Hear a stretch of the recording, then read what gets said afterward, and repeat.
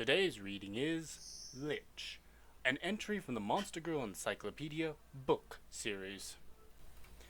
Powerful human sorceresses who changed into undead.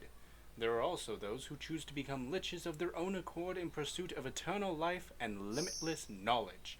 They possess much greater magical power than they did whilst amongst the living.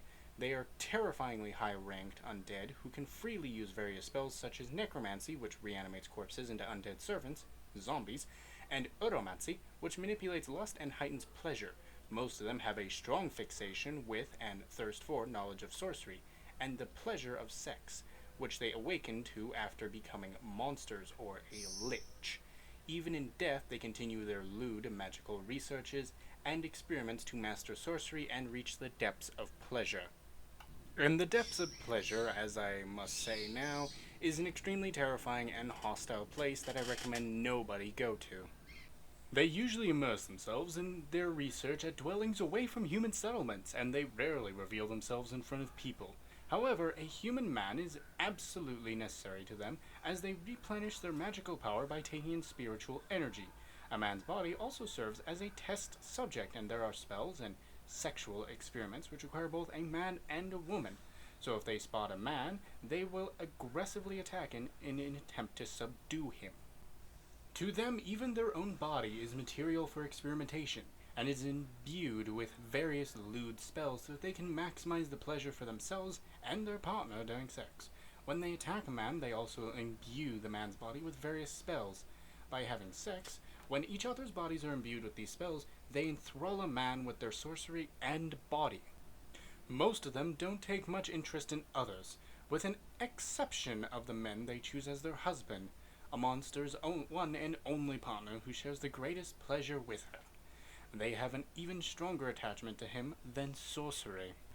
This probably means that she will turn her husband into some type of undead, much like herself, to prevent his inevitable demise from the fact that he is still a mortal.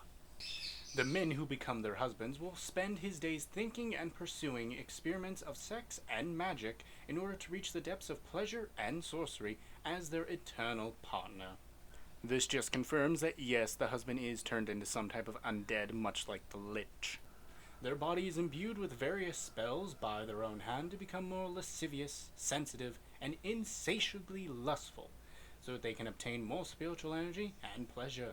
Once they have sex with a man, with their body in such a state, they will be attacked by so much pleasure that it would normally cause them to lose their mind and become a mere beast. However, while they do immensely enjoy the deep pleasure, they maintain enough composure to analyze sex, pleasure, and the effects of the spells they use. This is because of the fact that they put their soul into a vessel called a phylactery, and they distance their soul from the pleasure and the spiritual energy that their body is receiving. Due to this, they can enjoy pleasure and maintain the capacity for calm, objective thought, even right in the middle of sex with their husband, whereas other monsters' mind would simply be consumed by the pleasure. But if the phylactery is damaged or even destroyed, the soul returns to their body.